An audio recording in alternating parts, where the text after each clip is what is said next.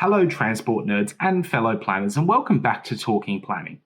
It's been a hot minute since I've checked out any heritage transport vehicles, so let's have a closer look at one of the icons of Melbourne's tram network, the W-Class Trams. The world's largest tram network has a broadly varied fleet used across the network, from Z3 trams dating from the late 70s through the latest E2 class trams, which offer a solid range of accessibility and customer convenience equipment. The W8 class tram, however, is reserved for just a single route, the 35, which is the free City Circle Heritage service. I certainly enjoy catching some of the transport classics, but this is Talking Planning and not an enthusiast channel, so I'm not going to ignore the accessibility limitations here.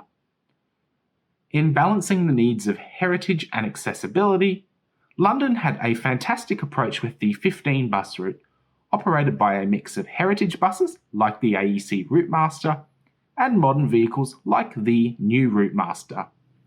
Sadly, this has been discontinued since I last travelled to London in 2018, and all operations have moved to the regular Docklands buses fleet. In contrast, the W-Class trams are the sole type used on the 35, and customers requiring an accessible vehicle will need to find an alternative route to complete their journey. The logical alternatives though, the 70 and 75, are also typically operated by high-floor trams only, so some creative journey planning may be needed.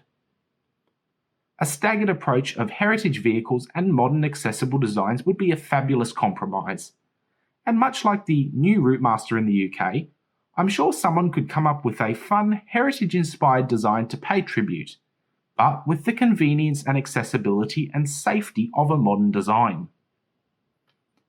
Normally I'd have a go myself, as I love some drawing and concept sketching, but as you can see I've got a few boxes behind me and they contain my drawing gear. Thus, heritage-inspired tram designs might have to wait for another time. Let's have a closer look at these W8 class trams.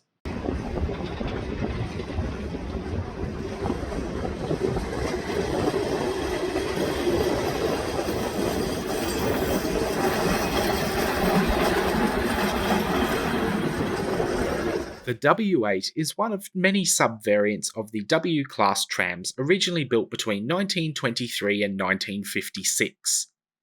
12 sub-variants have graced Melbourne's tram lines, but today the W8 is the only one used in service on the City Circle tram route.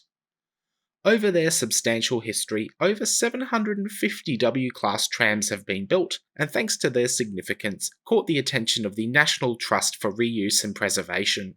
W8 class trams have benefited from safety and efficiency upgrades that make an older vehicle easier to operate and help avoid a lot of extra OH&S paperwork. Built in the 1860s, during Victoria's gold rush, gold was sold in the vault before being made in bars. The vault can be toured Sunday to Friday 10 a.m. to 4 p.m. and entry is free. W8's the only W-Class tram currently certified to operate on the Yarra Trams network. Unfortunately, there's little that can be done in the accessibility department for these old vehicles, which is why a hybrid approach like London used to have makes a lot of sense. Like many heritage matters, this process took time and negotiation, and balancing heritage interests with operational needs is a challenging task.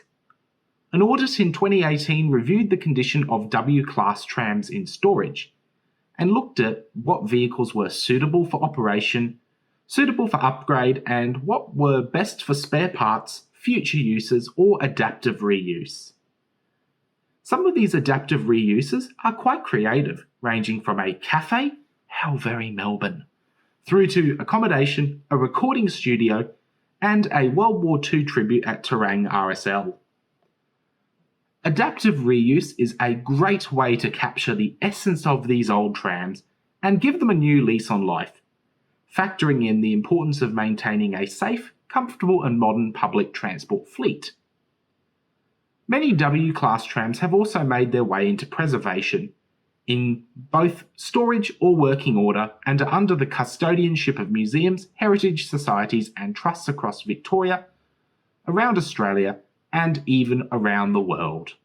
According to TTM Rail, the engineering consultant engaged to provide advice on electrical systems, The upgrades included a new chopper control system, new inverters for cabin heat, and driver cab cooling, upgraded brakes, auxiliary power, AC heating, modifications to driver consoles, and modern LED lighting. Considering that modernisation attempts in the 90s raised enough eyebrows to halt refurbishments, the latest works were much more sympathetic to the original design. Compared to a modern tram, the W8s are pretty compact, and at just over 14 metres in length, they're a tad shorter than most 3-axle buses, and at a weight of 17.5 tonnes, they're not much heavier either. Considering that they're powered by 4 30-kilowatt motors from General Electric, being light is pretty helpful, so let's have a quick listen now.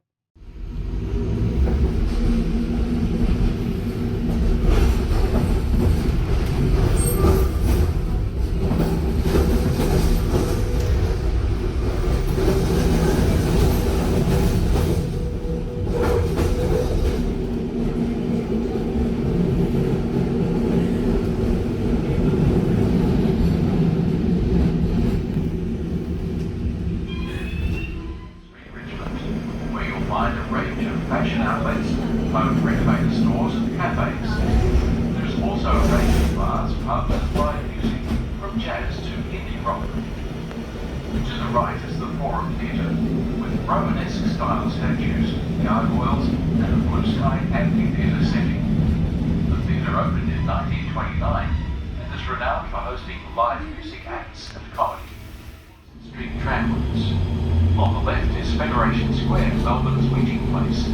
With extraordinary architecture of diverse shapes and colours, Fed Square is an exciting cultural hub, offering free public art, performance and multimedia. Galleries include the Ian Potter Centre, NGV Australia, NGV Studio and the Australian Centre for the Moving Image. Some of Melbourne's best design galleries are located here, as well as an array of cafes, restaurants and bars. The City Circle route starts out the front of Marvel Stadium, formerly Etihad Stadium, and makes its way through town past some key icons like Flinders Street Station, the back of Federation Square, and the State Library. But since we're now heading towards Docklands, sit back and enjoy the view as we head down Flinders Street.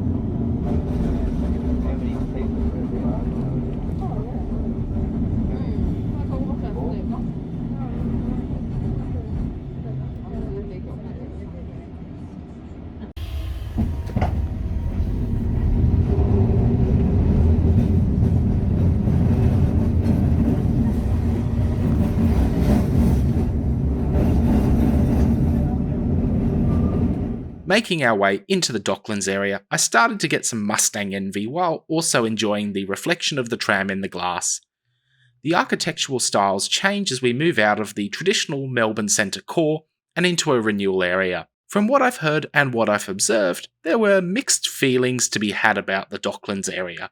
It's certainly a high density one, and the tram connection is pretty useful, but it's not quite as transit-oriented or walkable as I expected for somewhere so close to the CBD. So, maybe having a Mustang, or any car for that matter, that close to the Melbourne CBD isn't as crazy as I first thought. Or maybe it is, and someone hasn't explained induced demand to people who've been busy protesting safe cycling infrastructure that helps reduce congestion and not actually increase it like people think. Performance vehicles, made famous by James Dean, Pablo Picasso and Ringo Starr of the Beatles. Door entries support charities. It's nice to see a bit more greenery in the centre median, and a few street trees help break up the approximately 50 shades of grey across the road surface, footpaths, faded street markings and buildings. But for me, my journey is almost over as it's time to jump off this tram. So thanks for joining me, and I will see you again soon.